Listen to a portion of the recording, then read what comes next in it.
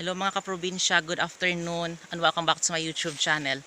So ngayong araw na ito mga kaprobinsyas, nandito naman kami ngayon sa bundok upang samahan ko yung mamimili ng baboy kasi naghahanap sila daw ng native na baboy. So ang layo mga kaprobinsya. So tara mga kaprobinsya, samahan niyo ako sa aming paglalakbay at pagkukuha ng mga baboy.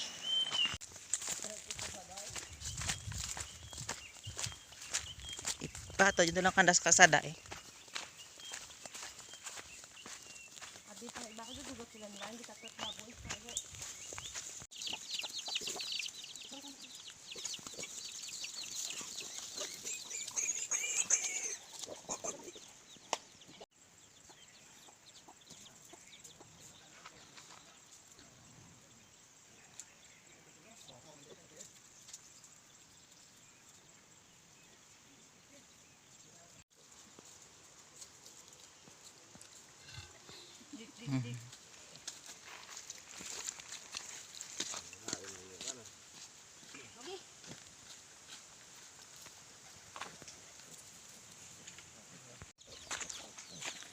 Ako na, may ilang tawon bla.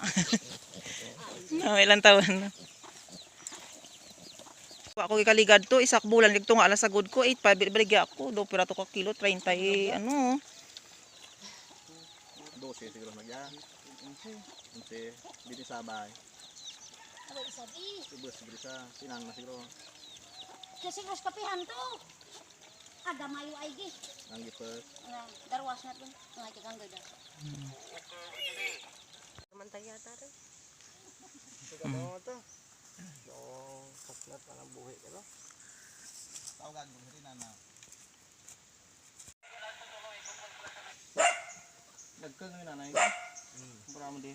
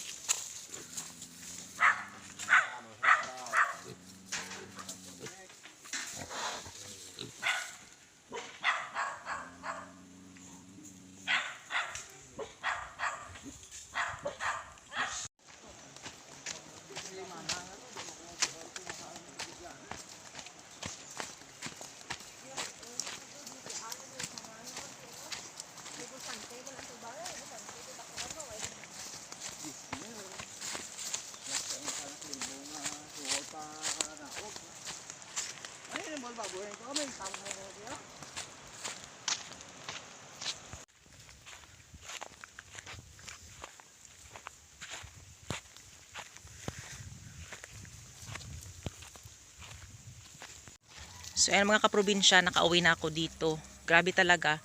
Sobrang layo talaga ng dinaanan namin. Dumaan kami sa mga ilog, sapa para lang makahanap ng ng baboy na kanilang bibilhin. So sana hindi na ako sasama sa kanila. Siyempre mga kaprobinsya, naawa din ako sa kanila na hindi ko sila sasamahan. Kaya yun, sumama na lang ako para kahit papaano meron din sila makukuha na baboy. At saka siyempre hindi nila alam yung mga yung daan, at natakot din sila sumama sa iba. So kasi sila yung bumili ng baboy ni Tito na 6 na piraso. So ayan. So sinamahan ko na lang sila kahit papaano kasi malayo pa yung lugar nila na na pinanggalingan. So ayan, nakahanap kami ng ng limang biik. So yung ibang biik is sobrang mahal talaga. So wala talaga kaming magawa. So yung mas mura-mura lang yung kanilang binili. So ayan, kahit malayo, okay na din.